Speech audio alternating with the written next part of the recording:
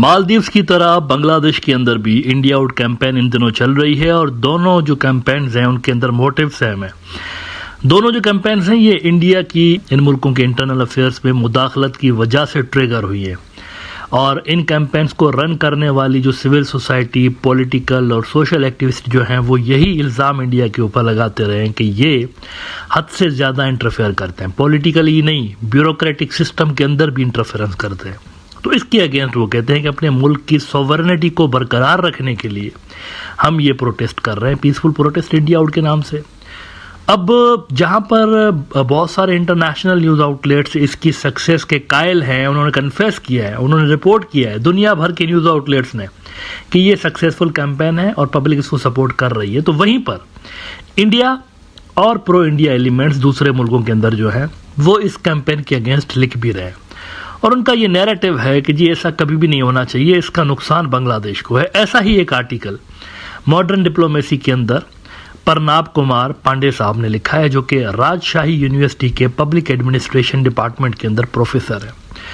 इस आर्टिकल के अंदर 2-3 इंपॉर्टेंट बातें उन्होंने की हैं, इस पर ज़रा बात करते हैं कि किस हद तक इनकी जो लॉजिक है, इनकी जो बातें हैं वो ठीक हैं। परनाब साहब कहते हैं कि BNP's perilous India out Gamble playing with fire, ये आग से खेलने के मुतरादिफ है। ये जो इंडिया आउट कैंपेन है आग से खेलने के मुतरादिफ है। क्यों?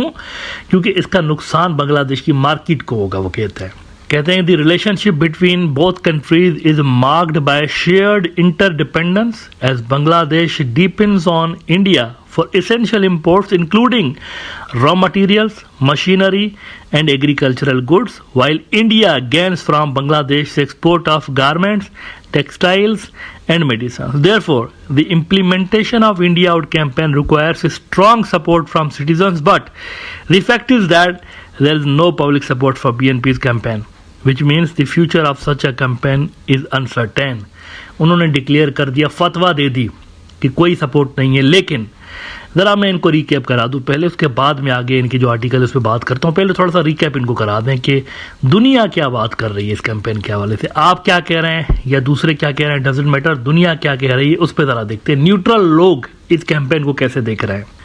देखिए, जापान का न्यूज़ आउटलेट है Nikkei Asia, India out campaign heats up in Bangladesh after lopsided elections. Heats up यानी लोग इसकी तरफ अट्रैक्ट हो रहे हैं। फिर South China Morning Post, Bangladeshis launch India out campaign over New Delhi's alleged meddling to keep Hasina in power.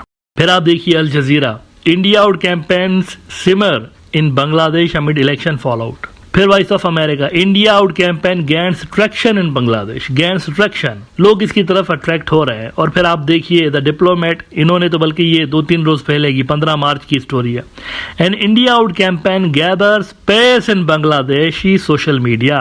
तो ये कहना कि ये कोई इतनी ज़्यादा सिग्निफिकेंट कैंपेन नहीं है, मेरे ख्याल से फैक्चुअली गलत है। पब्लिक जो है इसकी तरफ अट्रैक्ट हो रही है और लोग जो है वाकई इंडिया के प्रोडक्ट्स का बायकआउट कर रहे हैं। उसके बाद उन्होंने सिर्फ एक कमोडिटी गिनवाई है, ऑनियन की। इसके अलावा उन्होंने कोई जनरली बात की है सिर्फ कि फूड का जो सेक्टर है वो मुतासर होगा इंडिया आउट कैंपेन की वजह से। अगर इंडिया ने मुकम्मल स्टॉप कर दी ना अपनी एक्सपोर्ट बांग्लादेश की तरफ, तो बांग्लादेशी फूड सेक्टर मुतासर होगा। अगर ये स्पेसिफिकली लिखते कि कौन कौन से आइटम्स मुतासर होंगे तो ज़रा उस पर बात करते, लेकिन चूंकि इन्होंने सिर्फ ऑनियंस का जिक्र किया है कि ऑनियंस एक ऐसी प्रोडक्ट है जिस पे हैवीली डिपेंडेंट है बांग्लादेश। वो कहते हैं कि the nation significantly depends on Indian onions to fulfill its domestic need, with India constituting a significant proportion of its onion imports.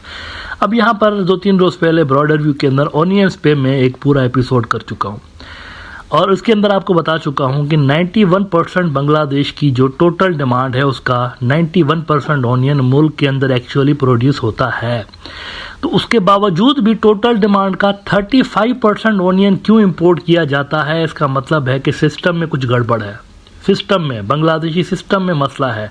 बाकी का ऑनियन किधर जाता है? अगर ख़राब होता है तो कैसे ख़राब होता है, क्यों ख़राब होता है, यहाँ पर मसला है असल में। तो बहुत ज़्यादा बांग्लादेश डिपेंडेंट असल में नहीं है ऑनियंस के मार्केट जो उनकी है वो इंडिया के ऊपर बहुत ज़्यादा डिपेंडेंट नहीं है। ये कुछ और ही मसला है, टेक्निकल इश्यूज़ है यहाँ पर। लेकिन आगे वो जो मैंने बात की कि उन्होंने जनरल बातें की हैं, स्पेसिफिक बात नहीं की फूड सेक्टर के हवाले से। वो कहते हैं कि if there were a sudden and complete stop और decrease in the amount of goods brought into Bangladesh from India, it would result in a significant lack of supply in the local market. This would cause the prices to increase dramatically and lead to strong public protest and criticism. This situation would not only cause a disturbance in the supply of a fundamental food item but also contribute to social discontent and political instability. ये उन्होंने बात की है कि यानी significantly हम लोग जो है मुतासर होंगे अगर इंडिया मुकम्मल तौर पर अपनी एक्सपोर्ट बंद कर देता है। नाउ यहाँ पर जैसा कि मैंने कहा कि स्पेसिफिकली उन्होंने नहीं बताया कौन कौन से आइटम्स हैं, लेकिन मैं ज़रा आपको फूड के हवाले से जो बुनियादी आइटम्स हैं ना उनकी बांग्लादेश की लोकल मार्केट में क्या सूरत हाल है इसकी ज़रा मैं आपको डिटेल्स बताता हूँ। ढाका ट्रिब्यून ने वर्ल्ड फूड डे के मौके पर एक रिपोर्ट लगाई थी और उस रिपोर्ट के अंदर बताया गया था कि जो की फूड एलिमेंट्स हैं, की फूड आइटम्स जो हैं, बुनियादी जो आइटम्स हैं, इन्होंने बेसिक आइटम्स की बात की तो मैं भी बेसिक आइटम्स की ही इनको ज़रा पिक्चर दिखाऊंगा कि क्या है असल में। और ढाका ट्रिब्यून वालों की रिपोर्ट के अनुसार और बड़े ज़बरदस्त तरीके से उन्होंने एक्सप्लेन किया है, डिमांड एंड सप्लाई के फिगर्स उन्होंने कोट करके वो बता रहे हैं कि असल में हमारे मुल्क में जो की फूड आइटम्स हैं वो उनमें हम सेल्फ सफिशेंट हैं, बाहर से मंगवाने की ज़रूरत नहीं है।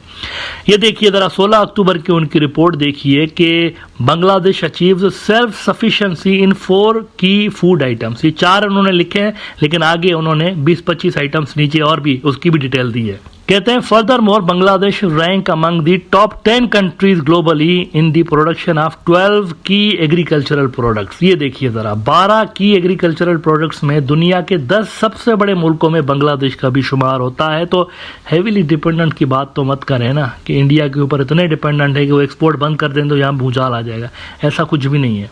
मिसाल के तौर पर आप देखिए वो कहते हैं कि ये जो लाइव स्टॉक का शोबा है इसमें गुज़िश्ता 10 साल के अंदर ये जो पोल्ट्री फार्म और ये सारे कुछ जो है ना, ये मिनिस्ट्री ऑफ फिशरीज और लाइव स्टॉक की जो डेटा है वो कहते हैं कि 10 साल के अंदर 200% ये सेक्टर बढ़ा है, 200% 10 साल के अंदर। Look at the growth. तो इसका मतलब है कि कंसिस्टेंटली लोग इसके अंदर ना सिर्फ इन्वेस्ट कर रहे हैं बल्कि बांग्लादेश इसमें सेल्फ सफिशिएंट होता चला जा रहा है और जो डेटा सामने आ रही है वो बड़ी इनकरेजिंग है। उसके अलावा वो कहते हैं कि ये जो लाइव स्टॉक का हमारा शोबा है ये 2010 में सिर्फ 10,000 करोड़ का था, लेकिन आज जो इसकी प्रोडक्शन इनकम है वो 10,000 करोड़ से बढ़ के 10 साल के अंदर 35 से 40,000 करोड़ तक पहुंच चुकी है, which is a significant development. और इसी तरह से वो बता रहे हैं कि जो रेड और वाइट मीट है 2018-19 में ये हुआ करता था 7.5 मिलियन की प्रोडक्शन इनकी हुआ करती थी, 7.5 मिलियन टन 2018-19 में। और अगर आप 10 साल पीछे जाएं तो ये सिर्फ हुआ करता था 1.26 मिलियन टन। इसका मतलब ये है, क्लियरली इसका मतलब ये है कि पहले वाकई बांग्लादेश बहुत ज़्यादा डिपेंडेंट हुआ करता था। ये जो परसेप्शन है ना, ये पुरानी परसेप्शन है कि हम इंडिया पे डिपेंडेंट है, ये पहले हुआ करता था।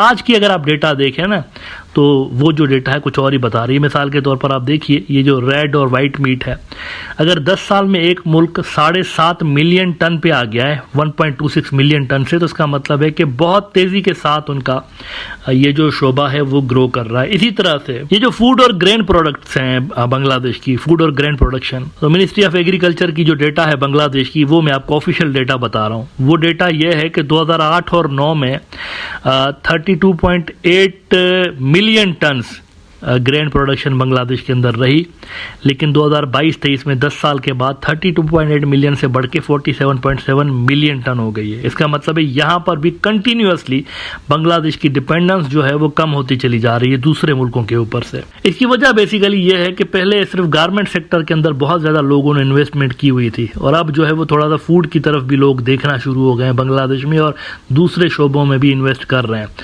और वीट प्रोडक्शन की तो मैं ख़ास तौर पर दिखाना चाहूँगा यहाँ पर। वीट प्रोडक्शन के लिए ढाका ट्रिब्यून कहता है कि wheat production was 849 thousand tons in 2008 and 9 and 1.17 million tons in 2022-23.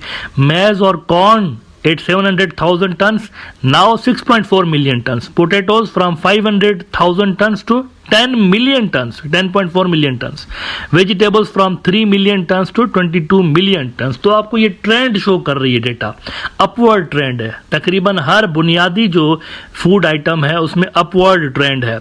इसी तरह वो कहते हैं कि जो दूध है ना, मिल्क, ये बांग्लादेश को चाहिए तकरीबन 15 मिलियन टन, 15.2 मिलियन टन सालाना, लेकिन मुल्क के अंदर प्रोड्यूस होता है 11 मिलियन टन. तो यहाँ पर भी बहुत बड़ी तादाद में, यानी थोड़ा सा, सिर्फ 3 मिलियन टन ऐसा है जो कि आपको बाहर से इंपोर्ट करने की ज़रूरत होती है. अदरवाइज सारा का सारा मुल्क के अंदर प्रोड्यूस हो रहा होता है. और आखिर में मैं सबसे बुनियादी आइटम के ऊपर बात करना चाहूँगा जो कि राइस है. राइस के अंदर एक ज़माना था कि बांग्लादेश इंपोर्ट कर रहा होता था राइस अपनी लोकल डिमांड को मीट करने के लिए, लेकिन गुज़श्ता साल की ज़रा द बिजनेस स्टैंडर्ड की ये खबर देख लीजिए. आपके लिए बड़ी खुशी की खबर होगी अगर आप बांग्लादेश से हैं. Government eyes rice export after self sufficient year with no imports. गुज़श्ता साल कोई इम्पोर्ट नहीं की गई, सारा का सारा जो डिमांड था लोकल प्रोडक्शन से ही मीट किया गया. तो देखिए, बुनियादी तौर पर ये जो बेसिक फूड कमोडिटीज़ है ना, उसके अंदर कोई भूचाल नहीं आने वाला. इस तरह की चीज़ों से बायकॉट इंडियन प्रोडक्ट्स जो कैंपेन है ना, उससे भूचाल नहीं आने वाला, बल्कि अच्छा होगा. आपके डॉलर्स बचेंगे. आप ऐसी चीज़ों पे डॉलर मत खर्च करें जो कि आपके मुल्क के अंदर प्रोड्यूस हो रही होती हैं ऑलरेडी, उनको प्रमोट करें. This is good campaign actually. अगर आप लोकली मेड प्रोडक्ट्स को प्रमोट करना चाहते हैं, अपनी इंडस्ट्री को प्रमोट करना चाहते हैं, तो दिस इज़ गुड. हाँ, उन चीज़ों पे कोई और बात है कि जी जो अपने मुल्क के अंदर नहीं हो रही होती, लेकिन उसके लिए ज़रा बताइए कौन से ऐसे आइटम्स हैं जो कि अपने मुल्क के अंदर बिल्कुल इतने कम होता है कि हमें बाहर से मंगवाने पड़ते हैं. और बाहर से भी इंडिया से ही क्यों, ये भी एक सवाल है. दूसरे सप्लायर्स से क्यों नहीं? Because balance of trade already India और बांग्लादेश के बीच हैविली डिस्टर्ब्ड है. यानी बांग्लादेश सिर्फ 2-3 अरब डॉलर की एक्सपोर्ट करता है और वहाँ से 12-13 बिलियन डॉलर की इंपोर्ट कर रहा होता है. तो ऑलरेडी इंडिया की फेवर में हैविली टिल्टेड है वो बैलेंस ऑफ ट्रेड जो है. तो दूसरों से क्यों नहीं करना चाहिए, इस पर भी थोड़ा सा बात करने की ज़रूरत है. आई होप अगली बार जब ये लिखेंगे तो स्पेसिफिकली बताएंगे कौन से ऐसे आइटम्स हैं जो कि इंडिया से अगर नहीं आएंगे तो सिग्निफिकेंटली डैमेज होगा बांग्लादेश की जो मार्केट है उसको, और कंज्यूमर्स को प्रॉब्लम्स उठाने पड़ेंगे.